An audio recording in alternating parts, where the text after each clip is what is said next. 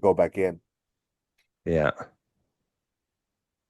That's why I was thinking also what I was also doing if it was like 15% of this below the sell that I got it to rebuy it again. 15 to 20%. That makes sense.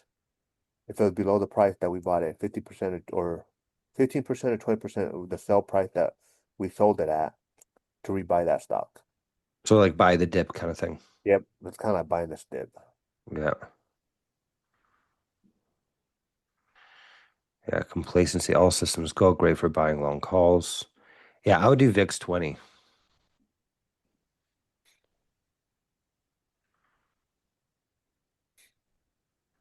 We should give our AI the ability to like actually download its own data. Because I could ask it like, okay, well, how does this map and like actually compare the back test to the VIX? It could actually like tell us an answer before even back testing it. There's so much cool stuff we could do with this AI. There is. It's I get excited doing it, you know. Sometimes I spend hours doing it, but Yeah. I'm not gonna lie, I have not been doing it. I've been so busy. Yeah. But like those 1 weeks when me and you were doing it, I've been for a while and I was like, oh, I did something wrong. Uh, Yeah. the whole system was broken, but oh well. Yeah, it's taken a while for us to get this thing to be like really, really functional, but like lately this has been actually working really well. It's been quite stable. It's actually able to do a lot of really impressive stuff, and it's only going to get better from here. Yeah, I'm gonna start running strategies tonight, some more strategies, and I'll definitely follow up with you. Well, with everybody.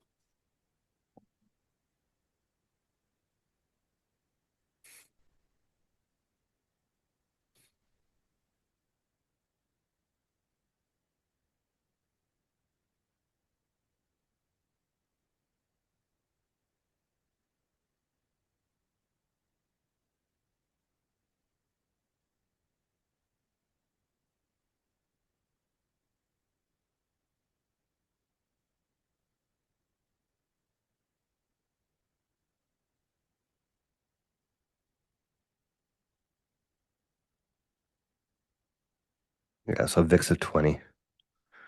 Yeah, 'cause this is still getting pretty big drawdowns. This is November 19th, right? And where was VIX November 19th? It was up there. Yeah, It right went in. here. Yeah, it was Yeah, 23, yeah.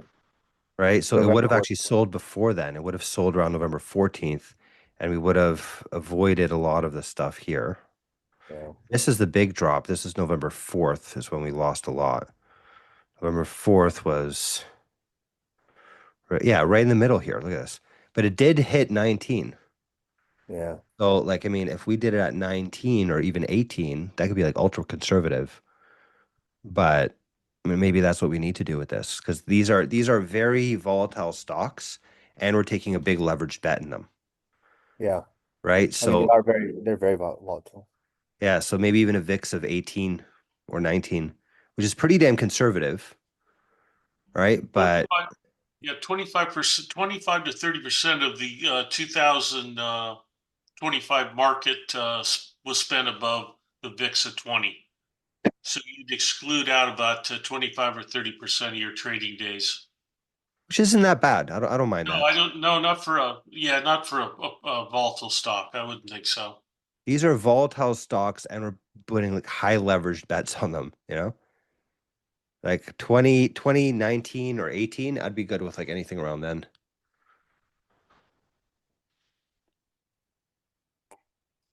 Yeah, because this is still a pretty significant drawdown. 23% is down right now. 35%. Look at that. That's way too much. This is November 21st. Yeah, right here. Peak of the VIX. Right. Yeah, So but we would have closed avoided this already. whole thing with a VIX of 20. Look at that. We would have exited here November 13th. That was right here. Yeah, look But at that. did We you would have notice that? we would have saved ourselves a lot of headache. Look at that. It went from 90,000 November 13th down to 79,000 now. Actually, it hit down to 64,000. That's a massive drop. And then once the VIX calmed down on the 25th, it would have re-entered. So right around here would have re-entered. So it would have been perfect. We would have saved ourselves this entire drop. See, and one thing also on the Fibonacci, the highest place to actually buy back is at the 61.7% at the deadline. That's what I do, because Okay. it's the most common one, but I don't know how to implement that into here. Well, we just tell it to use Fibonacci and 60 At the whatever 61. percent. Okay, Yeah, I'll just try tell it that. that. You know, like To buy at that realm if they hit at the Fibonacci from the high to the low at the 61%. yeah, yeah, Okay, I'll try that. yeah. I want to try. I want to see if I could run more than one back test at a time. Let's see.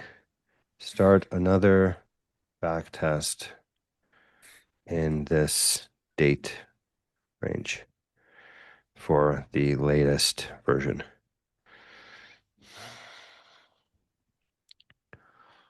So you run 2 at a time. We're gonna have to put some sort of limits on back tests because these things could cost us a lot of money. These boxes cost a lot. You run a back test? Yeah, yeah. Running like multiple back tests. Look at this. We could run 2 at a time. Oh, Cool. nice. I didn't know you could do that. Neither did I. That's cool. Yeah. I saw because I remember when we implemented this in the first place, I was like, we'll probably eventually want that feature.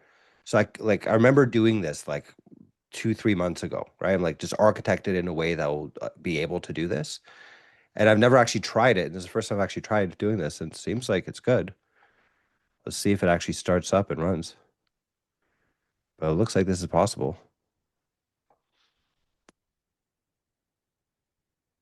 Something else would have worked. It would cut the whole time out is if it dropped below the 200-day moving average and you turned it off.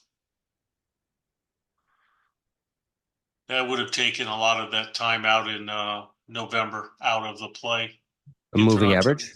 if you throw a Yeah. 200-day moving average and turn the bot off when the stock goes below the 200-day moving average. Hmm. Yeah, I was thinking that same thing too, but I was using the 50-day and 30-day on my bot. It might work better actually with the shorter term. I don't know. Yeah, with yeah. I just I, the I goal was to just thinking there. yeah.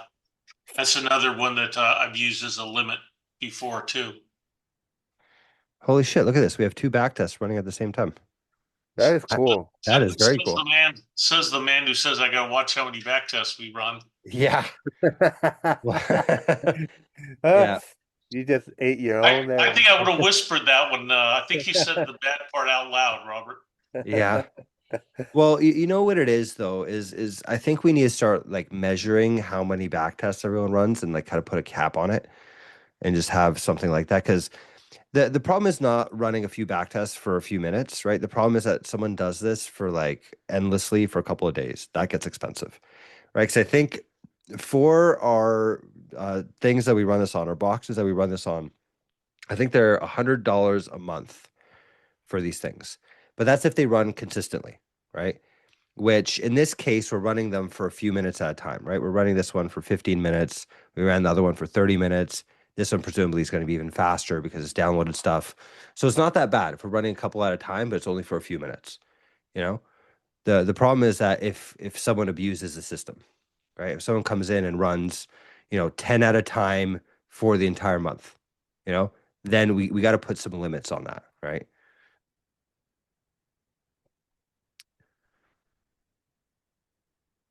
But overall, this isn't bad. This is actually very useful to be able to run a few at a time. What that means is that you could actually make it, Gil, you actually talked about this before, where like you change a parameter and then run a back test, then change a parameter and run a back test. You could actually do that here. Yeah. Oh, that's cool. Yeah. Like that's very doable. You know? Yeah.